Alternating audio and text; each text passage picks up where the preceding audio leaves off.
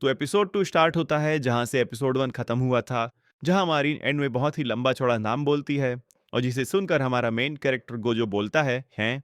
अब ये कौन से बाबा की बूटी है?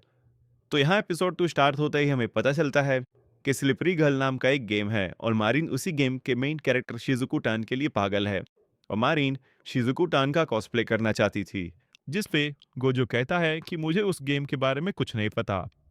और तभी मारीन कहती है, इस गेम में एक लड़का होता है और वो ऑल गर्ल्स स्कूल में एडमिशन ले लेता है क्योंकि उसके ग्रैंडफादर उस स्कूल के प्रिंसिपल होते हैं। उसके बाद उस लड़के की नॉर्मल लाइफ चेंज हो जाती है और वो उस स्कूल में काफ़ी पॉपुलर भी हो जाता है। उसके बाद हम देखते हैं कि मारीन कहती है कि उस गेम में बहुत सी इनवैलिड चीज़ें भी हैं, like sex slave, humiliation and all. इसे सुन के गोजुम एम्बेरेस हो जाता है और सोचता है कि इस दुनिया में ऐसी कोई चीज़ भी है, मुझे तो पता ही नहीं था। और तभी उसे लगता है कि किटागावा-सान उसके साथ मजाक कर रही है। और जब वो किटागावा-सान को देखता है, तो उसका एक्सप्रेशन देख के तो साफ-साफ दिख रहा था कि वो मजाक नहीं कर रही। वो सच में शिजुको-टान के जैसा बनना चाहती है। उसके बाद हम देखते हैं कि मारिन उस गेम की पूरी स्टोरी लाइन एक्सप्लेन कर देती है और फिर वो गोजो से पूछती है कि तुम्हें कुछ समझ आया कि नहीं? जिस पे गोजो कहता है कि ये सब बाउंस होके मेरे ब्रेन के पीछे से चला गया। फिर गोजो उससे पूछता है कि ये तो एज रिस्ट्रिक्टेड गेम है और तुम्हें इससे कोई प्रॉब्लम नहीं है? जिस पे मारिन कहती है कि हाँ, बट उससे मुझे कोई फर्क नहीं पड़ता। जिस पे गोजो बोलता है कि मुझे तो लगा था कि लड़कियों को ऐसी गेम्स पसंद नहीं होंगे। जिसमें मारीन कहती है कि ये तुमसे किसने कहा, क्योंकि ये गेम लड़कियों को भी पसंद है। लड़की हो या लड़का, उन्हें जो पसंद हो वो करना चाहिए। और ये बात गोजो को बहुत अच्छी लगती है। और तभी हम देखते हैं कि गोजो काफ़ी जोश में आ जाता है और वो कहता है कि रुको, मैं अभी ऑनलाइन चेक करता हूँ कि इसके लिए क्या क्या चीज़ें लगेंगे। जिसमें मारीन कहती है कि रुको, मेरे पास इससे रिलेटेड एक बुक है। और फिर वो दोनों उस बुक को देखते हैं जिसमें सब कुछ लिखा हुआ होता है, जैसे कि कहाँ से सिलाई करनी है, कहाँ कैसे रोल लगाने हैं और ऐसी कई सारी चीज़ें। और तभी गोजो कहता है कि हम सबसे पहले मेजरमेंट से स्टार्ट करेंगे, जिस पे मारीन कहती है कि वो तो हम अभी ले लेते हैं। जिस पे गोजो कहता है कि नहीं, यहाँ ऑलरेडी काफ़ी लेट हो चुका है, तुम वीकेंड पे आना। जिस पे मारीन कहती है कि ठीक है, थैंक्स। उसके बाद हमें गोजो के घर का सीन दिखाया जाता है। गोजो समझता है कि आज बहुत कुछ हो गया और तभी उसकी नज़र साइड में रखी एक बुक पे पड़ती है और वो उसको देख के काफ़ी शर्मा जाता है। देन हमें नेक्स्ट डे का सीन दिखाया जाता है, जहाँ हम देखते हैं कि कोई गोजो के घर की डोरबेल बजाता है और जब गोजो डोर ओपन करता है तो हमें पता चलता है कि वहाँ मारीन थी। और तब वो बोलता है कि मैंने तो तुम्हें बोला था वीकेंड पे आने के लिए। और वो गोजो को देख के बोलती है कि शिजुको टैन बनने के लिए मैं एक दिन वेट नहीं कर सकती और तुम मुझे वीकेंड तक रुकने को बोल रहे, और तुम्हें लगता है कि मैं वीकेंड तक रुक सकती हूँ? गोजो उसको पूछता है कि तुम्हें मेरे घर का एड्रेस कहाँ से मिला और फिर मारीन कहती है कि मैं तुम्हारी शॉप मैप पे सर्च करके यहाँ तक आ गई।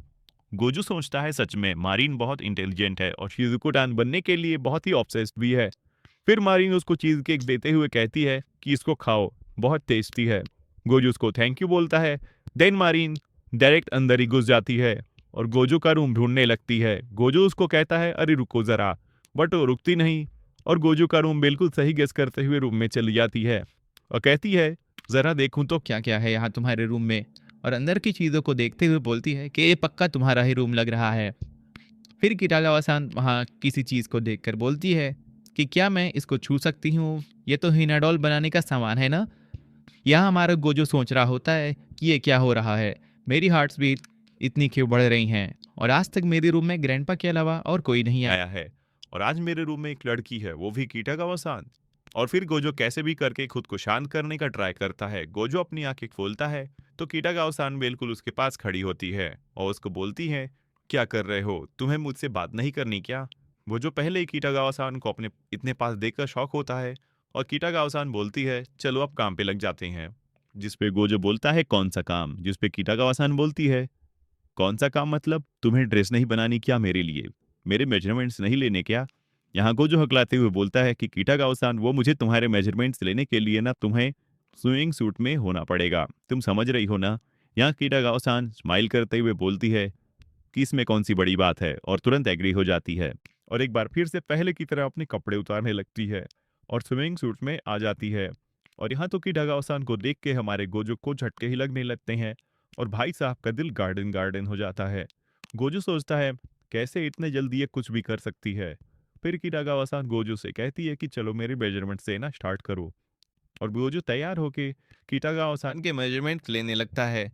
सबसे पहले वो हेड का मेजरमेंट लेता है और उस वक्त मारीन अपनी आंखें बंद कर लेती है और गोजो खुद को संभालते हुए उसका हेड मेजर कर रहा होता है कि तभी किटागावा-सान अपनी आंखें खोल के बोलती है कि पीक।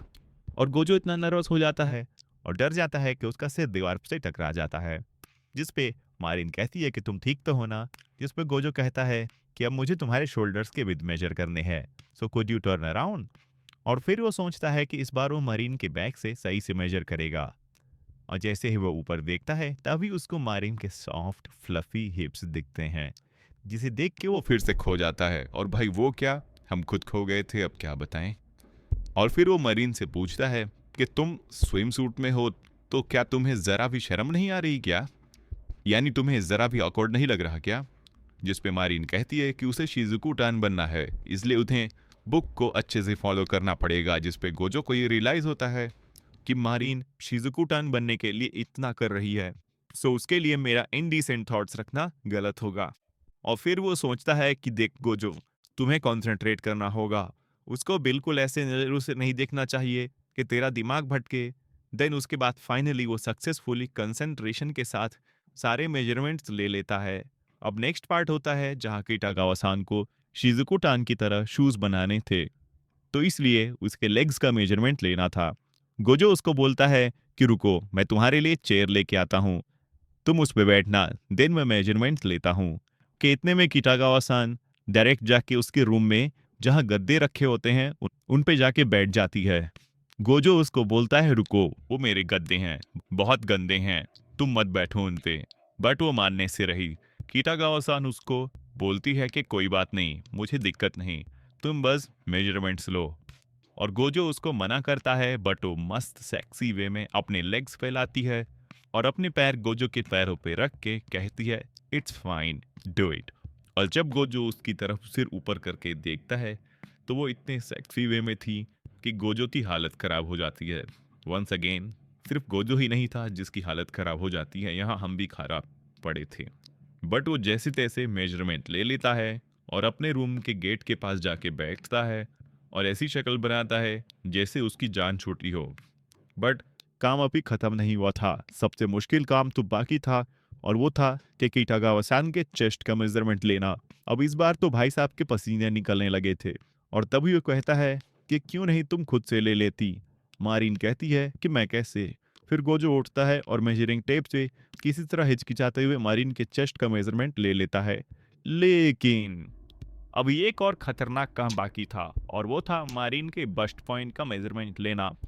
और इस बार तो गोजो के आंखों से पसीना छूट जाता है, जिस पे वो कहता है कि वो नहीं ले सकता है। जिस पे मारीन कहती है कि फिर वही बात, अब क्या दिक्कत है।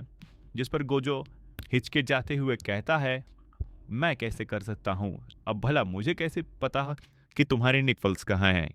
जिस पे मारीन कहती है कि हाँ वो तो अब मैं तुम्हें दिखा नहीं सकती। जिसके बाद मारीन मेजरिंग टेप लेती है और अपने बस्ट पॉइंट का मेजरमेंट लेके गोजो को बता देती है और कहती है इट 20 सेंटीमीटर। जिस पे गोजो कहते हैं कि ये तो सिर्फ नंबर हैं, लेकिन फिर भी मुझे ऐसा अनईजी क्यों लग रहा है। अब एक लास्ट काम बाकी था, यानी किटागावा-सान के लेग्स का मेजरमेंट लेना। गोजो नॉर्मली उसके लेग्स का नाप ले रहा होता है, बट पता नहीं किटागावा-सान को अचानक से क्या होने लगता है। मतलब इतनी देर से उसको कोई फर्क नहीं पड़ रहा था, बट अचानक से उसको शर्म आने लगती है और उसका फेस पूरा लाल हो जाता है। गोजो उसको देखकर कहता है कि तुम्हें क्या हुआ। फिर वो कहता है कि ओह सॉरी, आई थिंक यहाँ गर्मी बहुत है, मुझे एसी ऑन कर लेना चाहिए, शायद तुम्हें गर्मी लग रही इसलिए ऐसा हो रहा। बट अब कितागावा-सान को ही पता था कि गोजो उसके लेग्स का मेजरमेंट ले रहा था, तब उसको क्या हुआ। अब वैसे इतनी हॉट लड़की यहाँ पे रहेगी तो भाई रूम में हॉटनेस तो फैलेगी ही। खैर उसके बाद मेजरमेंट्स लेके हो जाते हैं और गोजो ने सारे मेजरमेंट्स नोट कर लिए होते हैं और किटागावा-सान भी अपने कपड़े पहन लेती है। अब उसके जाने का टाइम हो जाता है, तो जाती जाती वो गोजो को स्लिपरी गर्ल 2 की जो सीरीज थी उसकी गेमिंग सीडी दे देती है और बोलती है इसे देख लेना, तुम्हें बहुत कुछ समझ आएगा। बट यहाँ गोजो का ध्यान कहीं और होता है। अब भाई तुम सब देख ही सकते हो इनका ध्यान कहाँ था। यहाँ पे गोजो भाई का ध्यान मरीन मैम के अंडरवेयर पे था। और भाई साहब का खड़ा हो गया था और उसका मुंह लाल हो जाता है और वो नीचे झुक के अपनी पेट पकड़ के कहता है कि कुछ नहीं हुआ, सब ठीक है। कीटागावा सांग उसको पूछती है, क्या तुम्हारा पेट दुख रहा है? तो गोजो बोलता है, अरे ऐसा कुछ भी नहीं है, सब ठीक है। अब उन्हें क्या पता कि उनका खड़ा हो गया था और वो छुपा रहे थे। फिर कीटागावा सांग चली जाती है और नेक्स्ट शॉट में हम देखते हैं कि गोजो आराम से उस सीरीज को ध्यान से देख रहा होता है कि वहां उसके ग्रैंडपा जाते हैं और सोचते हैं कि गोजो ये सब कैसे देख रहा है।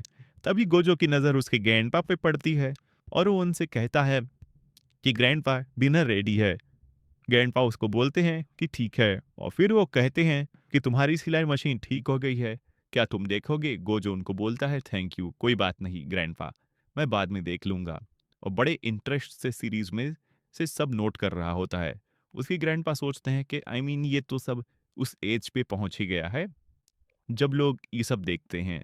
देन ग्रैंडपा वहां से चले जाते हैं और यहीं पे एपिसोड 2 खत्म हो जाता है। सो ये था फुल